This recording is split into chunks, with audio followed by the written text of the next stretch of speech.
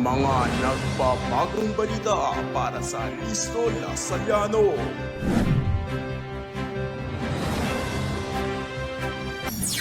Nagniningning ang Corazon Aquino Democratic Space matapos magsaya ang mga Lasalliano kasama ang mga nagniningning na guest performer ng Animo Christmas Concert nitong ika-27 ng Nobyembre. Kumukuti-kutitap ang mga nasasabik na mata ng mga Lasallianong dumalo sa Animo Christmas Concert kung saan naghandog ng mga kahanga-hangang pagtatanghal ang Filipino R&B sensation na si Denise Julia, charismatic Season 1 finalist drag queen na si Venus Deluxe, ang ilan sa mga banda tulad ng Over October at The Ridleys at ang K-pop inspired boy group na Newid sa entabladong naging sentro ng sigla ngayong gabi. Tugma sa malamig na Paskong ito ang mga awitin at tugtugin na mula sa mga guest performer ngayong gabi.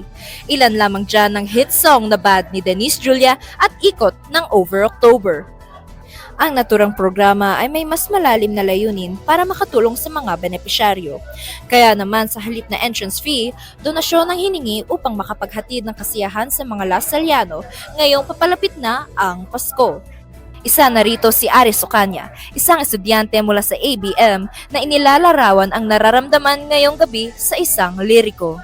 Ang isang liriko na akin naalala during the concert would be, I don't really wanna go home from the Prodigal's Anthem by The Ridleys. Kasi ayoko pang umuwi napakasaya dito.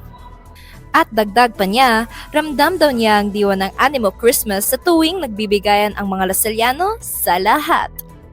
Para sa akin, ang diwa ng Paskong Lasalliano is being like Jesus because we should give back to those who needs it more while also enjoying ourselves sa pamamagitan ng fundraisers. Kaya nakakabigay din tayo sa ating mga kababayan na mas nangangailangan ng tulong.